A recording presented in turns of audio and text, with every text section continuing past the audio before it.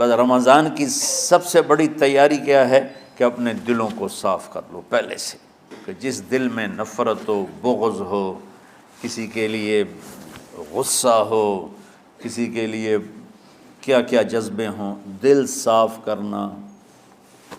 ہمارے گھروں میں روزانہ جھاڑو ہوتا ہے، یہاں مدرسے میں روزانہ صفائی ہوتی کہ نہیں ہوتی؟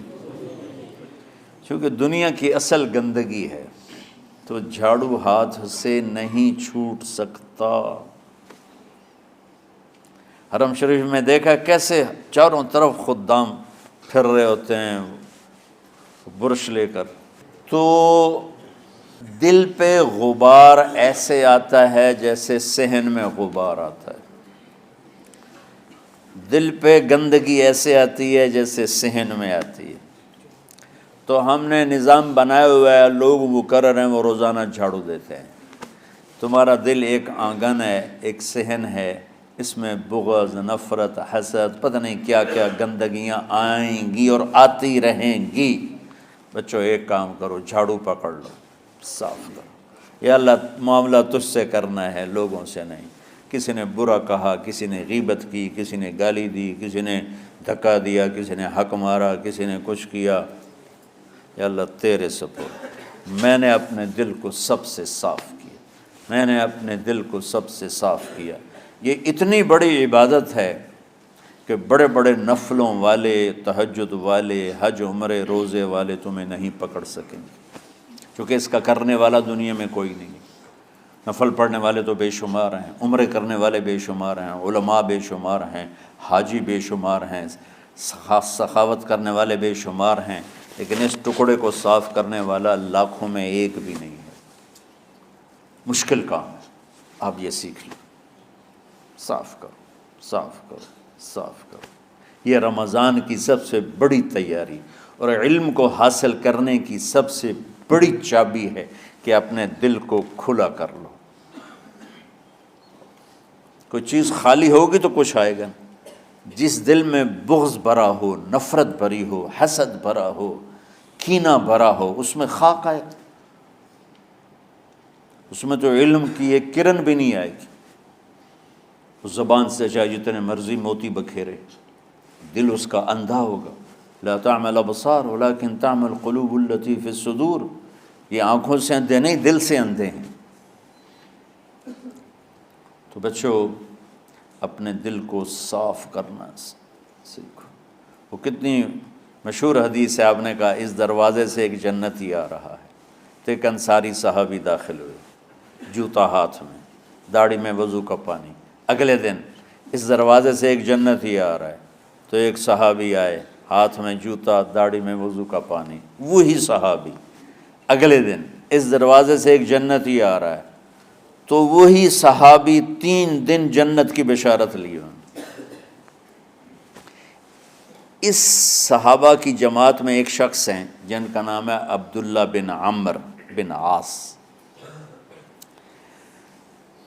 ان سے بڑا عبادت گزار صحابہ میں کوئی نہیں تھا، نہ سابقین میں نہ متاخرین میں، نہ پہلوں میں نہ بعد والوں میں۔ ان کی عبادت کیا تھی؟ ساری رات جاگنا، سارے دن کا روزہ، اور ایک ختم قرآن صبح سے شام تک۔ اتنی اللہ نے طاقت دی تھی۔ پھر وہ غلوب والی بات آ گئی، ایکسٹریم ہونے والی بات آ گئی۔ ان کی شادی والی رات حجلہ عروسی میں داخل ہو رہے ہیں، دلہن کے کمرے میں داخل ہو رہے ہیں، اور مصلی بچھا کے اللہ اکبر، اور دیر نفل تے نفل، دیر نفل تے نفل۔ تو ان کی بیگم نے دیکھا تو وہ بھی خیر کا زمانہ تھا، انہوں نے بھی وضو کیا اور پیچھے مصلی بچھا کے وہ بھی فجر تک نفل پڑھتے رہے۔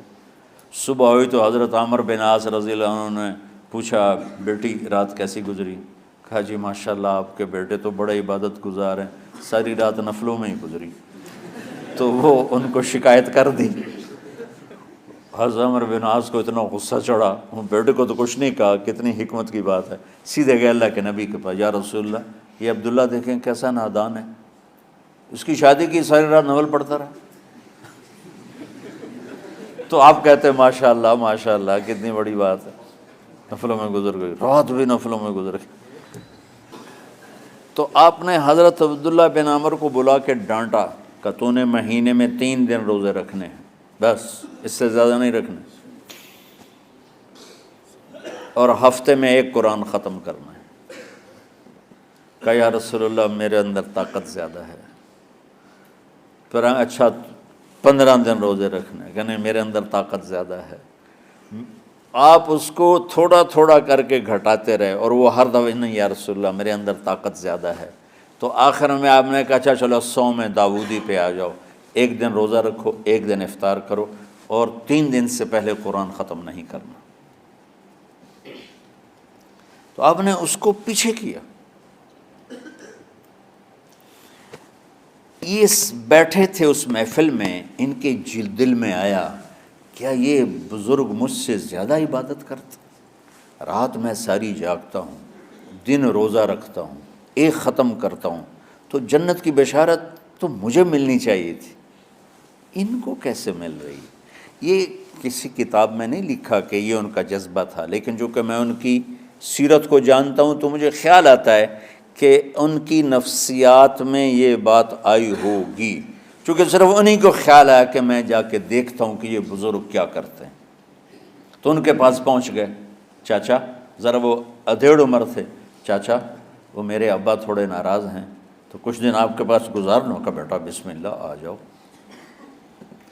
اب رات ہوتے ہی عشاء کی نماز پڑھ کے انہوں نے جلدی سے چادر اوپر لی اور یوں سراغ کر کے ان چاچا کو دیکھنے لگے ایسے کر کہ اب یہ کیا ساری رات سجدہ کرے گا، اور ساری رات روتے روتے روتے روتے مصلی گیلا ہو جائے گا، یا ساری رات رکوع کرے گا، ساری رات قیام کرے گا، ساری رات قرآن پڑھے گا، اس تصور سے یوں دیکھ رہے۔